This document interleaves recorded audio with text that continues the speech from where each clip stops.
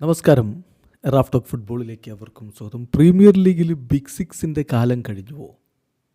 അതൊരു ചോദ്യമാണ്. കഴിഞ്ഞ കുറച്ച് സീസണുകളായിട്ട് അങ്ങനെയല്ലേ കാര്യങ്ങൾ പോകുന്നത്. നമുക്ക് ഇതിനെക്കുറിച്ച് ഇപ്പം goal.com വിശദമായിട്ടൊരു ലേഖനം, സീൻ വാൽഷ് ചെയ്തിട്ടുള്ള ലേഖനം, അതിൻ്റെ ടൈറ്റിൽ തന്നെ ഇതാണ്: the age of the premier league's big six is over.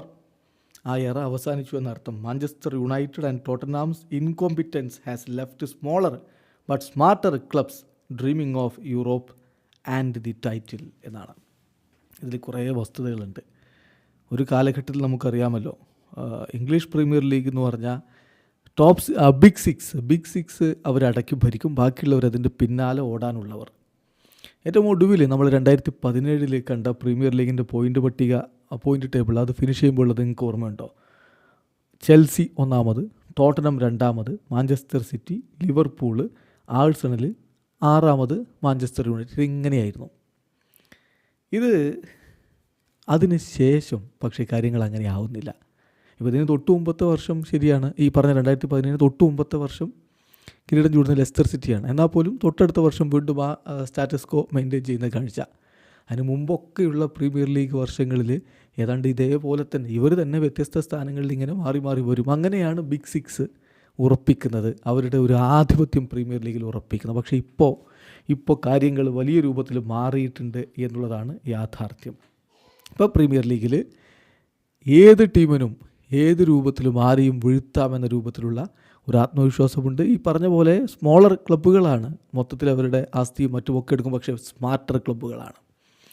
അവിടെയാണ് പ്രീമിയർ ലീഗിനെ കൂടുതൽ ആവേശഭരിതമാക്കി തീർക്കുന്ന തരത്തിലേക്ക് കാര്യങ്ങൾ മാറിയിരിക്കുന്നത്. ഇപ്പോൾ നിലവിലെ അവസ്ഥ നോക്കുക.